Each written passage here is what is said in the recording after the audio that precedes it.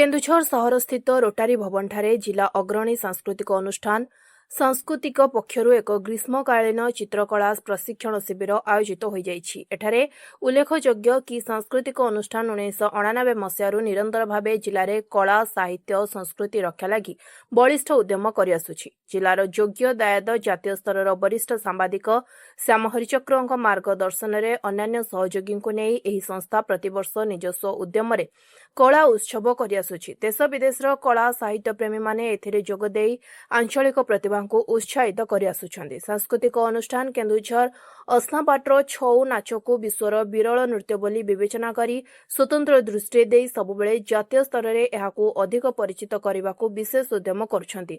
तेबे एबे संस्था पक्षरु काली सफल भावे होइथिबा चित्रकला प्रशिक्षण शिविर में शताधिक छात्र छात्री तथा अभिभावक जोग देइथिले।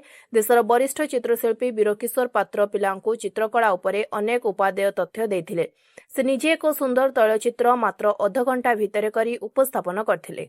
अन्यतम प्रशिक्षक वरिष्ठ चित्रकार अमरेन्द्र महाराणा रंग तुलीर प्रकार प्रयोग रंगर मिश्रण और प्रभाव सर्वोपरि चित्रकलार विषयवस्तु उपरे आलोकर अवदान उपरे आलोचना करी पिलांकू प्रत्यक्ष शिक्षादान देइथिले। छात्र छात्री अभिभावक माने निजे मध्य गोटे गोटे चित्र करथिले। छोट बड़ पिलांकू नै दुई पर्यायर प्रशिक्षण अति सुंदर भाबरे आयोजित होइथिला। शेषरे पिलांकू अतिथि वरिष्ठ प्रशासक अजय कुमार नायक पुरस्कार प्रदान करी उत्साहित करथिले। ए अवसर में व्यंग चित्रशिल्पी दिलीप कुमार साहू को संबोधित करा।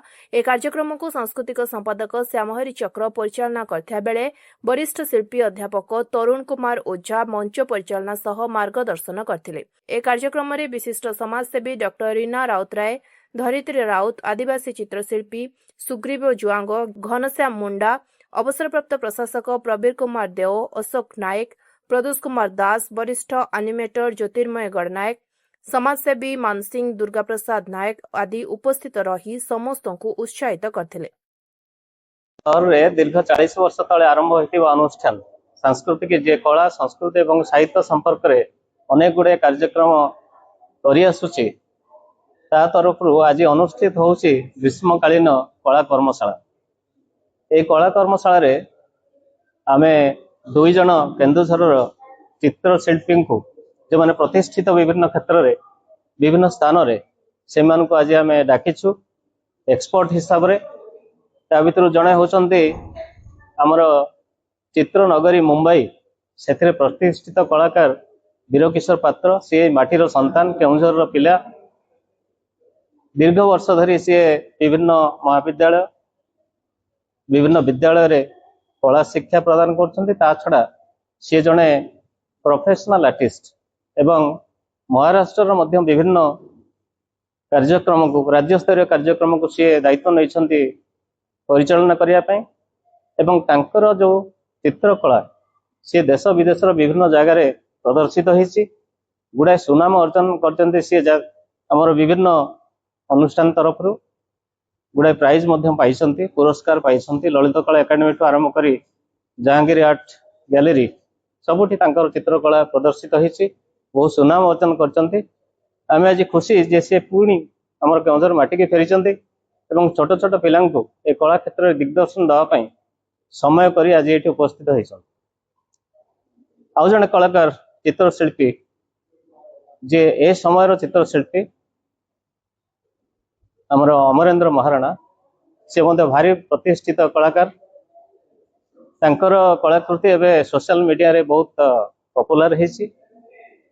से शिक्षा लाभ कर उत्तर प्रदेश रु गोटे यूनिवर्सिटी रु मास्टर्स डिग्री कर दिल्ली रे गुड़ाए दिन अध्यापना कर विभिन्न महाविद्यालय एवं परे परे पुणी से निज जन्ममाटी को पलि आठी सान सान पिला स्कूल रे से चित्र शिक्षा प्रदान कर बहुत भल मनीष बहुत पुरस्कार से पाई।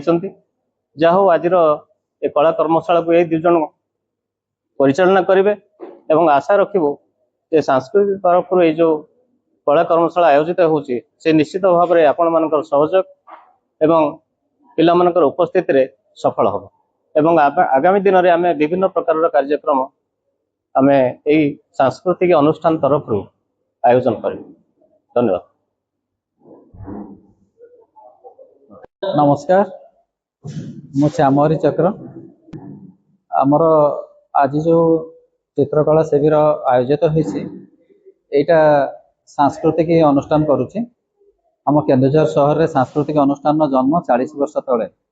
ବିଗତ 40 ବର୍ଷ ଭିତରେ ଅନେକ କାର୍ଯ୍ୟକ୍ରମ ହେଇଛି। କେନ୍ଦୁଝରରୁ ଭୁବନେଶ୍ୱର, ଭୁବନେଶ୍ୱରରୁ ଦିଲ୍ଲୀ, ଦେଶ ବାହାରେ ବି କାର୍ଯ୍ୟକ୍ରମ ହଉଛି, କିନ୍ତୁ ତାର ଅନୁଷ୍ଠାନର ଜନ୍ମ ମାଟି କେନ୍ଦୁଝରରେ। ଆମେ କେନ୍ଦୁଝରିଆ ମାନେ ଏଟାକୁ ଆରମ୍ଭ କରିଥିଲୁ ଏଇ ସାଂସ୍କୃତିକ ଅନୁଷ୍ଠାନକୁ। ତେଣୁ ଆମେ ଚିନ୍ତା କଲୁ ଯେ ଯୋଉମାନେ ବାହାରେ ଆମେ ସବୁ ଅଛୁ, ବେଳେ ବେଳେ ଆମ ନିଜ ଜନ୍ମ ମାଟିକୁ ଆସିବୁ ଏବଂ ଜନ୍ମ ମାଟି ପାଇଁ କିଛି କରିବୁ। ସେଥିପାଇଁ 11 ବର୍ଷର ବିରାମ ପରେ କେନ୍ଦୁଝର କଳା ଉତ୍ସବ ଆରମ୍ଭ ହେଇଥିଲା। ଏ ବର୍ଷ ବି ହଉଛି କେନ୍ଦୁଝର କଳା ଉତ୍ସବ ଅକ୍ଟୋବର ଶେଷ ସପ୍ତାହରେ।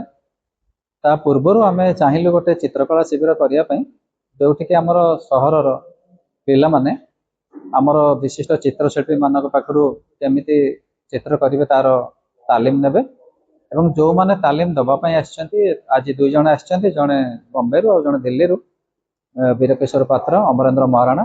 ସେମାନେ ଆମ କେନ୍ଦୁଝର ମାଟିର ବାହାରେ ରହୁଛନ୍ତି ଏବଂ ନିଜ ଖର୍ଚ୍ଚରେ ସମୟ ଖର୍ଚ୍ଚ କରି ଏବଂ ନିଜର ସମୟ ଦେଇ ସେଠିକି ଆସିଛନ୍ତି। ସେମାନେ ଆଜି ଚିତ୍ର କଳା ଶିବିର ପରିଚାଳନା କରିବେ। ଏହା ବ୍ୟତୀତ ଆଜି ବି ଆମେ କେନ୍ଦୁଝରର ଐତିହ୍ୟ ସଂସ୍କୃତି କେମିତି ସଂରକ୍ଷଣ ହେବ ତା ବିଷୟରେ ଆମେ ଉପରବେଳା ଗୋଟେ ଆଲୋଚନା ଚକ୍ର ରଖିଛୁ ଇଣ୍ଟାକ୍ଟ ସହାୟତାରେ, ଯୋଉଠିକି ଆମେ ଆମ ଜିଲ୍ଲା ପାଇଁ ଆମେ କ'ଣ କରିପାରିବୁ ଆମ ଐତିହ୍ୟ ସଂରକ୍ଷଣ ପାଇଁ, ଆମ ସାଂସ୍କୃତିକ ବିକାଶ ପାଇଁ, ସେ ବିଷୟରେ ବି ଚର୍ଚ୍ଚା ହେବ।